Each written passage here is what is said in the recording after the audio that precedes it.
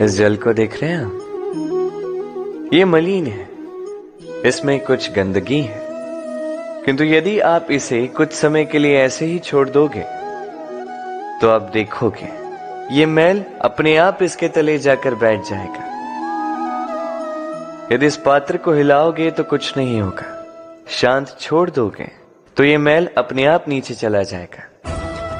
उसी प्रकार जब हमारे जीवन में कोई समस्या हो, हमारे जीवन में अशांति हो, तो कोई हलचल करने से या संतोष खो देने से हमें उसका हल नहीं मिलेगा। शांत रहकर विचार करोगे तो उसका हल मिलेगा। स्मरण रखिएगा, धीरज और संतोष से, शांति से विचार करोगे तो कितनी भी बड़ी समस्या क्यों ना हो, उसका हल अवश्य निकाल लोगे।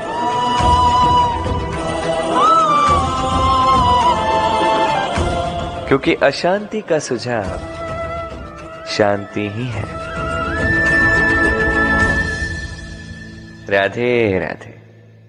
समय, कहते हैं समय से पूर्व कुछ नहीं होता, हर बात का एक समय होता है। समय से पूर्व न सूर्योदय होता है, न सूर्यास्त होता है। समय से पूर्व पौधों में न पुष्प खिलते हैं न फल। किंतु एक बात सोचिए, यदि वर्षा आने से पूर्व किसान भूमि ना जोते, वो बीज ही ना पिरोए, तो क्या फसल उगेगी? यदि योद्धा युद्ध से पूर्व अपने शस्त्र ही ना परखे, तो वो युद्ध कैसे लड़ेगा?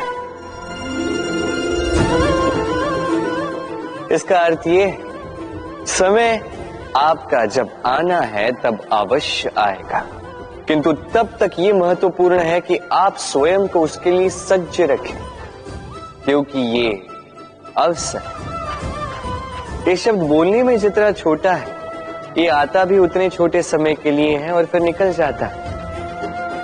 अब यदि अवसर आपके हाथ आ जाए और यदि आप उसके लिए सज्ज ही ना हो, तो आपको सफलता कैसे मिलेगी?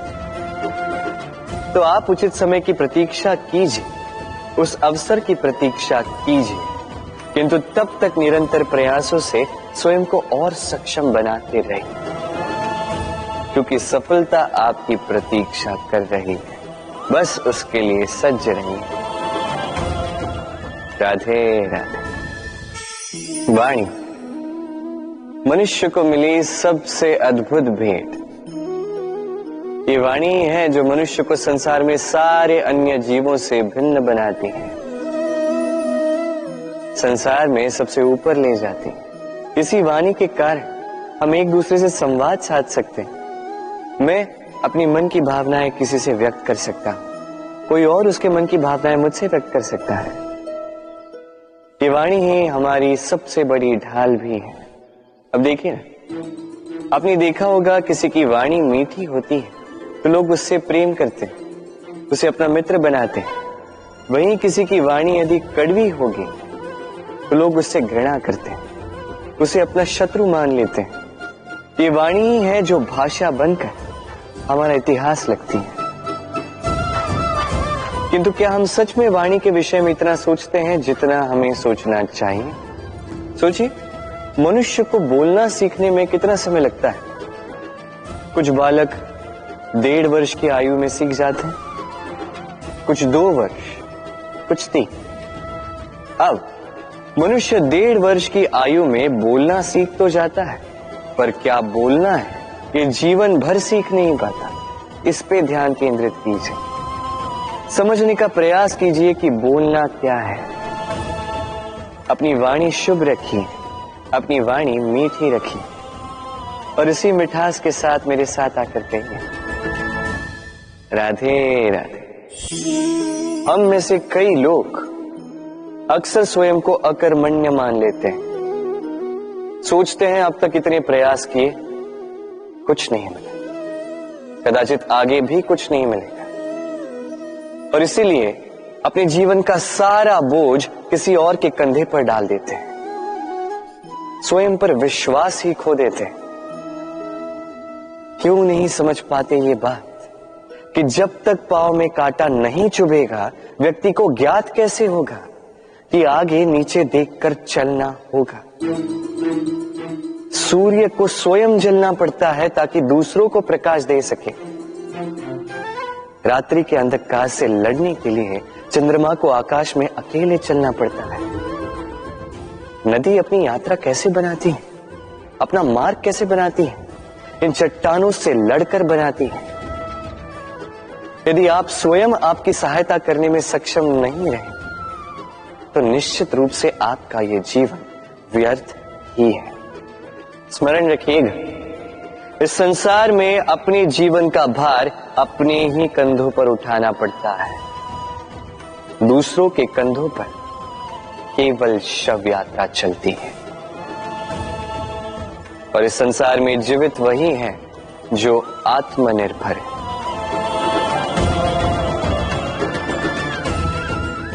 राधे राधे। कभी आपने किसी कुंभकार को देखा है एक पात्र बनाते हुए? पहले गीली मिट्टी रौंदता है, फिर उसे मथता है, फिर उसे चाक पर चढ़ाकर एक उचित आकार देता है। यदि आकार ठीक ना हो तो उसे तुरंत ही ठीक कर देता है, क्योंकि उसे ज्ञात है। एक बार इसे आग पर रख दिया गया, एक बार इसे पका दिया गया, फिर उसके पश्चात उसका आकार नहीं बदला जा सकता। यहां पे छिपी है एक सीख। सारे माता पिताओं के लिए यहां एक सीख है। माता पिता ऐसे ही तो होते हैं। उन्हें अपनी संतान को समय के अनुसार श्रेष्ठ संस्कार देने चाहिए। माता पिता को कभी उनका विधाता नहीं बनना चाहिए, किंतु हर समय सदैव प्रयास कीजिए कि उन्हें उचित दिशा दिखा पाए। कभी कोमलता से, कभी प्रेम से, तो कभी कठोरता से उसके जीवन को, उसके व्यक्तित्व को आकार देने का प्रयास करना चाहिए। क्योंकि जिस प्रकार एक बार पकने के पश्चात उस पात्र का आकार नहीं बदला जा सकता, उसी प्रकार आयु बढ़ने के पश्चात संतान के संस्कार नहीं बदले जा सकते। स्मरण रखिए। राधे राधे। ईश्वर ने बेलों को खड़े रहने की शक्ति नहीं दी, ईश्वर ने यह शक्ति दी वृक्ष को। इसलिए बेलें वृक्ष का सहारा लेके खड़ी रहती, उसी पर फलती। अब ये बेलें दो प्रकार की होती, एक वो जो इस वृक्ष पर खिलती हैं, पुष्प गाती हैं, स्वयं भी सुंदर दिखती है, वृक्ष को भी सुंदर बनाती। दूसरी वो जो वृक्ष को पूर्णतः सुखा देती, उसकी प्राण शक्ति उससे सोख लेती और अंत में स्वयं भी मुरझा जाती। स्मरण रखिए, यदि कोई व्यक्ति सदैव आपके साथ खड़ा रहा, सदैव आपका संबल बनकर रहा, सदैव उसने आपकी सहायता की, और यदि आप उसके साथ छल करोगे तो आपका पतन निश्चित है। ऐसा कभी ना करें। सदैव ऐसे लोगों को प्रेम दे, सम्मान दे, और मेरे साथ आनंद से कहें राधे राधे। आइए इस पौधे से मिलिए। मेरे लिए ये पौधा अत्यंत प्रिय है। मैं इस पौधे से बहुत प्रेम करता हूं। अब सोचिए, यदि इसी प्रेम में मैं इसे दिन में 6 बार जल दूं तो क्या इसका विकास और अच्छे से होगा? क्या वो इसके लिए शुभ होगा? कदापि नहीं। इसकी जड़ें गल जाएंगी, इसकी जड़ों में जो जल सोखने की शक्ति है वो समाप्त हो जाएगी। तो आवश्यक क्या है? आवश्यक है कि उचित मात्रा में इसे जल दिया जाए। आवश्यक है कि उचित समय के पश्चात इसे जल दिया जाए। आवश्यक है कि इसे सूर्य का ताप भी सहना होगा। आवश्यक है कि हर कार्य मर्यादा में होना चाहिए। अब यही भूल अधिकतर माता पिता कर बैठते हैं। अपनी संतान से इतना प्रेम करते हैं और उसमें संतान की हर आवश्यकता पूर्ण करते हैं, हर एक वस्तु उसे देते हैं, हर एक बात करते हैं, और ऐसे में उस संतान के विकास में स्वयं ही बाधा बन जाते हैं। ऐसा मत कीजिए। ये यात्रा संतान की भी है। उसे भी जीवन में आगे बढ़ना है, बहुत कुछ सीखना है, अपने बल पर कार्य करने दीजिए। एक अत्यंत महत्वपूर्ण बात आपको बताऊंगा जिसे आपको स्मरण रखना है। प्रेम और शत्रुता यदि अति है तो घातक। हर बात में संतुलन बनाकर रखें और मेरे साथ प्रेम से कहें, राधे राधे। हम सभी मंदिर में जाते हैं, ईश्वर के समक्ष बैठकर हाथ जोड़ते हैं और अपनी मांग रखते हैं। कभी सोचा है ईश्वर को कैसे लगता होगा कि मेरे भक्त मेरे पास आते हैं केवल अपनी इच्छा पूर्ति के लिए, मुझसे मिलने के लिए नहीं।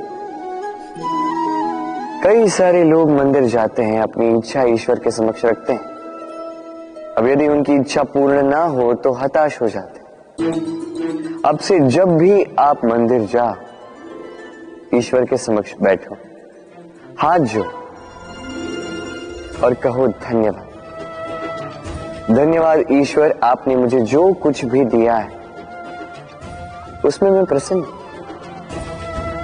बस मुझे मार्गदर्शन दे कि कैसे मैं अपने कर्मों से, स्वयं अपने कर्मों से वो सभी प्राप्त कर सकूं जो मैं पाना चाहता हूं।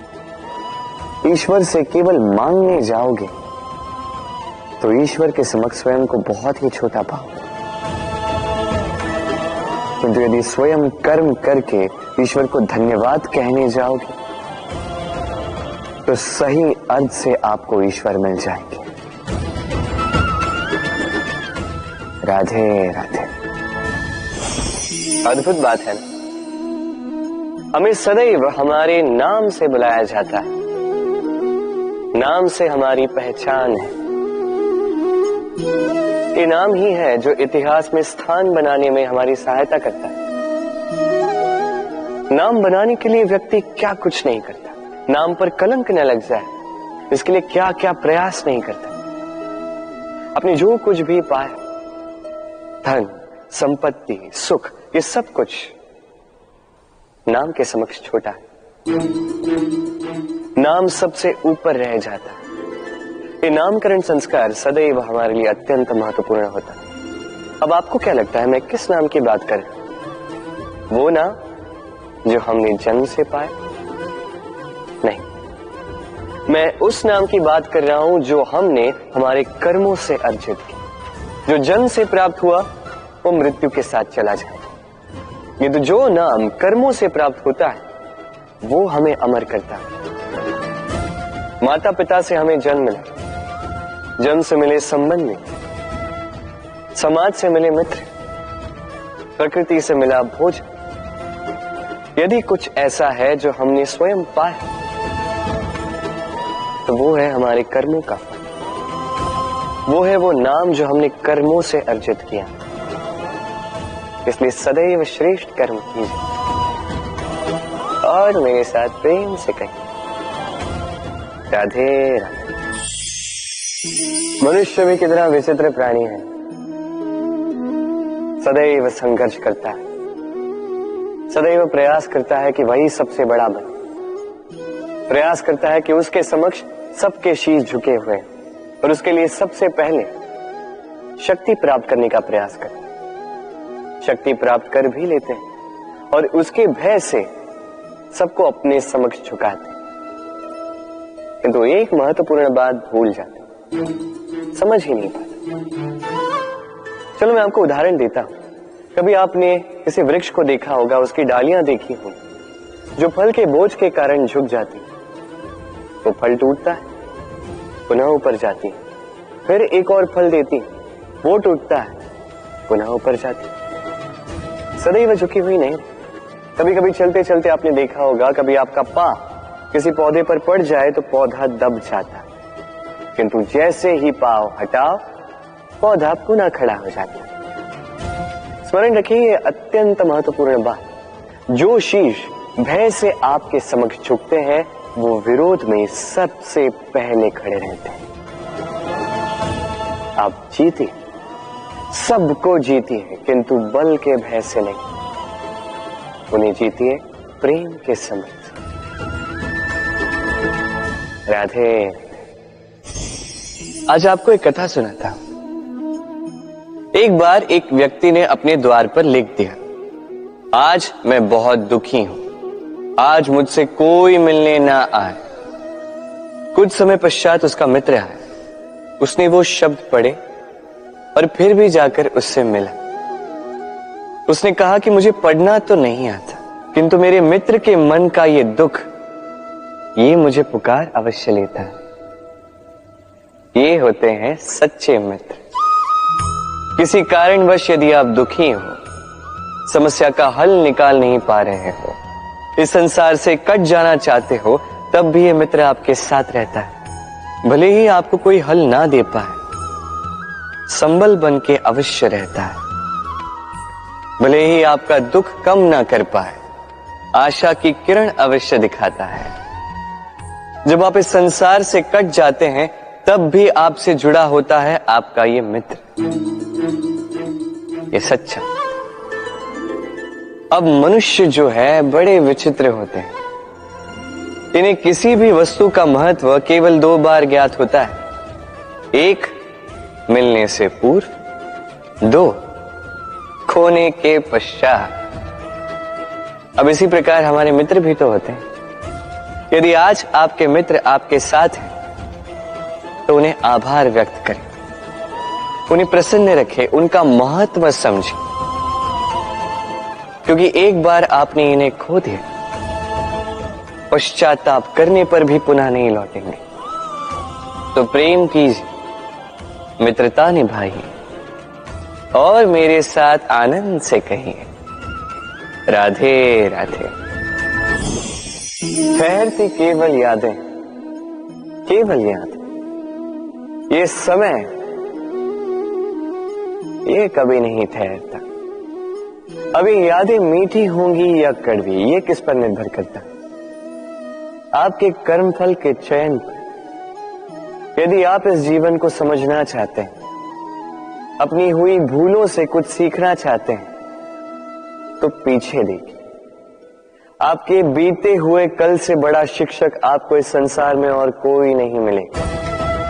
यदि आप जीवन जीना चाहते हैं, तो आगे देखिए। सारी संभावनाएं, सारे अवसर वहीं। यदि आप स्वयं को सुधारना चाहते हैं, स्वयं की भूलों को सुधारना चाहते हैं, कुछ महान करना चाहते हैं, तो आने वाले समय से अधिक श्रेष्ठ क्षेत्र और कोई नहीं।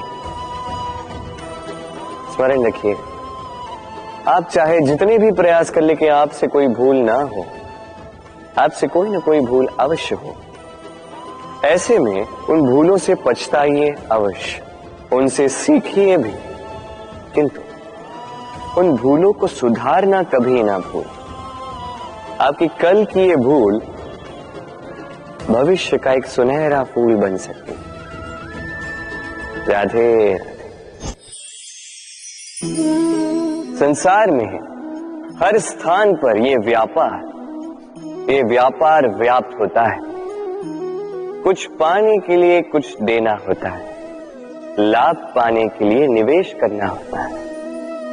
यदि किसी के भाव जानने हो, तो स्वयं की भावनाओं को व्याय करना ही होता है। अब देखिए ना, किसी का वास्तविक आचरण जानना हो, तो उसे स्वतंत्रता दे दो।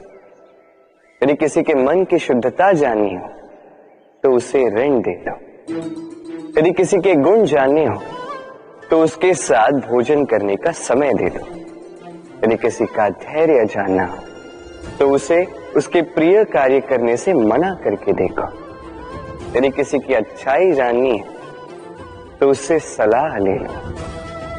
हर भाव के बदले कोई भाव देना ही होगा, किंतु संसार में एकमात्र ऐसा एक भाव है, जिसे देखने के लिए, जिसे पाने के लिए बदले में आपको वही भाव देना होगा, और ये भाव है प्रेम। यदि किसी का प्रेम देखना है, तो उसे निस्वार्थ प्रेम दीजिए। यदि किसी से प्रेम पाना है, तो उसे निस्वार्थ पारिशुद्ध प्रेम दीजिए। राधे राधे। मनुष्य जब जन्म लेता है, जीवा उसके साथ जन्म लेती है। कुछ वर्षों पश्चात दांत आ जाते हैं। वृद्धावस्था में ये दांत साथ छोड़कर चले जाते हैं, किंतु जीवा फिर भी साथ देती। कारण, दांत कठोर होते हैं, वहीं जीवा कोमल होती है।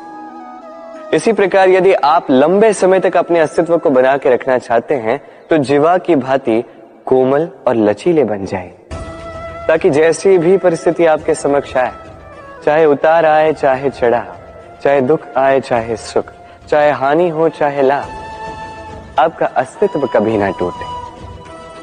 कठोर होने पर आपके टूटने बिखरने की संभावनाएं अधिक हो जाती।